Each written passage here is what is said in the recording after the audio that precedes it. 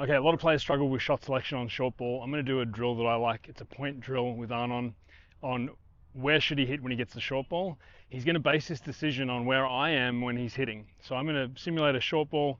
If I'm still on the ad side when he gets the short ball, when he's hitting it, he goes open court. But if I've recovered as he's hitting the ball, he's going to go behind me. We always want to prioritize attacking the backhand, but when the forehand is open, we go there. So we're going to do this drill right now. It's a live ball. If I get there, I'll play it out. If I don't, I won't. So I'm just going to drop feed one to him, and then we play from there. Based on his shot selection. Where am I? Boom. And he's missed it. Got to make it. Yeah. Faster ball, gets early. He should take open court. Yep. That's it. Slower ball, I'm going to recover, should go behind me. Got a badly executed approach. Boom, too fast, open court. Boom, that should go open court. So one of the things you're looking at too is how hard am I playing the defense? If I hit the ball pretty hard to you, I don't have as much recovery time, right? So sometimes when I hit a hard, short, low one, that's open court, you've got me. But if I hit a high, slow one, that gives me more recovery time. So you got to factor that in. Because let's say I go out here and I defend a high, slow one and I recover and you punish me at the backhand again, I'm doing a lot of work and you're playing my weak side. The last thing you want to do is play my forehand when I'm in the middle. Does that make sense? You're not going to win every point, but you also want to make this an approach shot. So you follow up with a volley. I think that's open.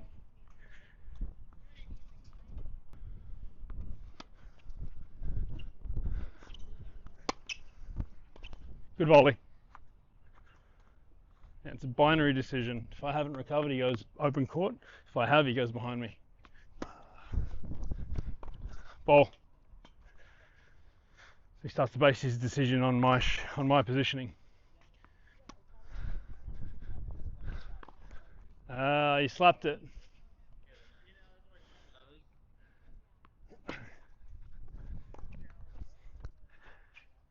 See, it's different, isn't it? So you gotta, that's like just, I know you gotta watch the ball, you always gotta watch the ball, but secondarily you've got to identify the player's positioning behind that ball, and that's what you're working on here. Because then you don't make a bad decision. If you're attacking the mid-court and I'm in the middle, I want that forehand pass all day. I don't want to have to go against my own momentum to go and defend a backhand.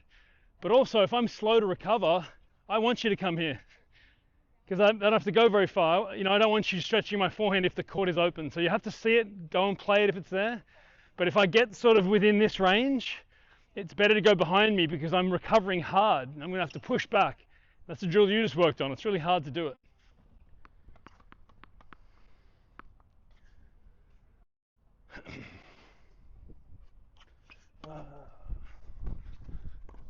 Boom.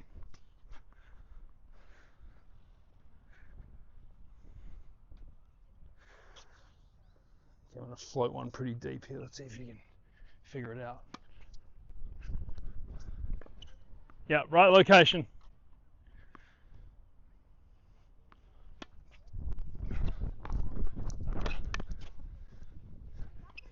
Ha! Yeah, good.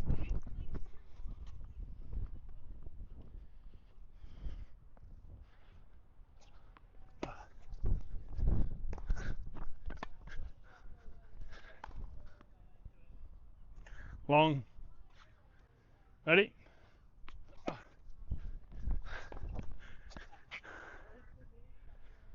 Think approach, don't think winner. You got to make it. It's the right location. Does it make sense? So it really needs to be like completely binary. You need to know exactly where you're going to go and exactly when you're not going to go to the backhand. And it should be obvious. Otherwise, if everything is equal, we make the player play with the weak side every time.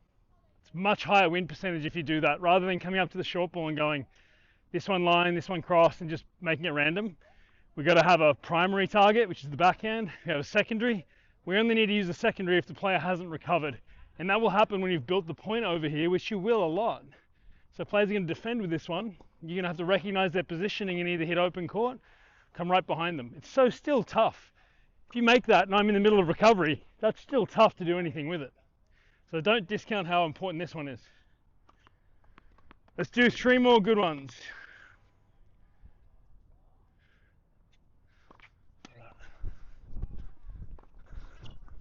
Wrong way. I was in the middle when you hit it. You gave me a forehand. That's the wrong way. Again, wrong way.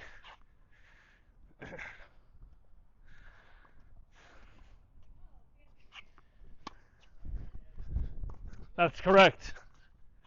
But it's got to be obvious, right? It's just so dangerous. The forehand's so much more dangerous.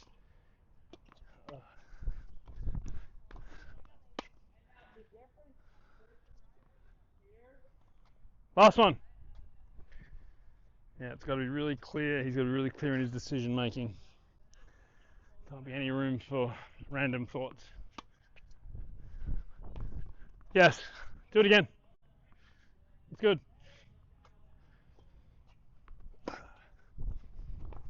Yep. I just want you to have that as your default on short stuff. So you look at the guy and you go, okay, I built the point over here. He's not coming, he's not going to come back. I've hit a good forehand angle, or it could be off the serve. You could hit that slider wide, short return, open court. But if he chips that, slider wide, high and deep, and by the time you're hitting it, he's got back to the middle, then we come back in here and make him play the weak side. It becomes really obvious what you're trying to do. So I didn't think about that there's 2 variables out where they are when you hit it and then the shape of the ball, if it's hard, flat, or... Yeah, absolutely. When somebody's playing defense, they want to play a little bit higher to give them more time to recover. So someone out the alley hits a really hard ball. The redirect makes them really vulnerable on their recovery. So they might go higher and slower to give more time. And in that regard, you can go behind them. But, that's the thing. You have to take into account where is your opponent when you're hitting the ball, not just where is your opponent when they're hitting it. Because you play against really fast guys. And they're out near the fence over there. You think you got the whole court. They chip lob or they float one. By the time you're hitting it, they're right back in the center again. So there's no advantage over there. We go back here again until it's obvious that they can't recover and we go open court.